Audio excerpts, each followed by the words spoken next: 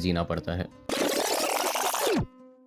तो कॉन्वोकेशन से पहले हुआ रिहर्सल डे, जिसमें हमने बहुत मुश्किल चीज़ों की रिहर्सल की, जैसे लाइन में चलना, टोपी उड़ाना, खड़े होना और कुर्सियों के ऊपर बैठना।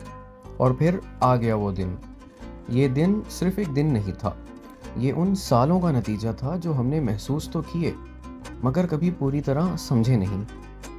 यहाँ मुस्कुराहटें भी थी और उन मुस्कुराहटों के पीछे वो लम्हे भी जो किसी ने नहीं देखे, दोस्त जो रास्ते बन गए और रास्ते जो कहानियां बन गए।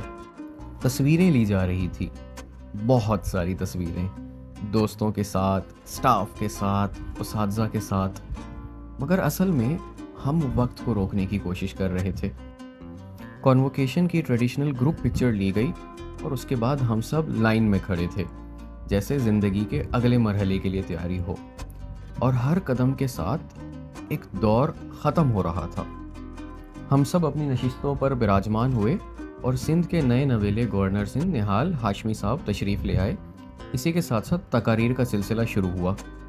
कुछ बातें सुनाई जा रही थी और कुछ बातें अंदर ही अंदर समझ आ रही थी कि हर सफ़र में मंजिल से ज़्यादा वो लोग ज़रूरी होते हैं जो साथ चलते हैं।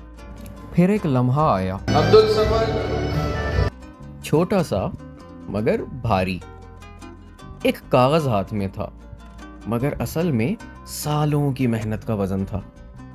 इख्तितामी तकरीर प्रेसिडेंट खालिद खान साहब ने की और जब वालिदैन का जिक्र हुआ, मेरे नज़दीक ये दिन वालिदैन का होता है। खड़े होकर तमाम वालिदैन के लिए let's put our hands together.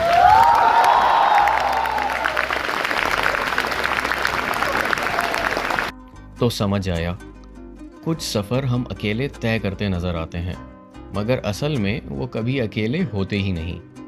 हमने अपनी टोपियाँ उड़ाई और हॉल से बाहर निकल गए, जैसे कहानी ख़त्म हो गई हो। और फिर किसी ने कहा, रुको जरा, सब्र करो। और हम डाइनिंग हॉल में फैमिली के साथ डिनर के लिए बुलाए गए। शायद ज़िंदगी भी ऐसी ही होती है, जब लगता है सब ख़त्म हो गया तभी एक और मंजर बाकी होता है।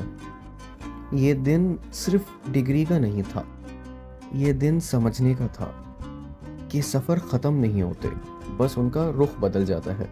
इस यूनिवर्सिटी का सफ़र ख़त्म हुआ है, सीखने का नहीं। मरते दम तक मैं एक स्टूडेंट रहूँगा, शायद किसी और शोबे का, लेकिन सबसे बढ़कर ज़िंदगी का तालिब इल्म। सितारों से आगे जहाँ और भी हैं, अभी इश्क के इम्तिहान और भी हैं, और ये बस शुरुआत है।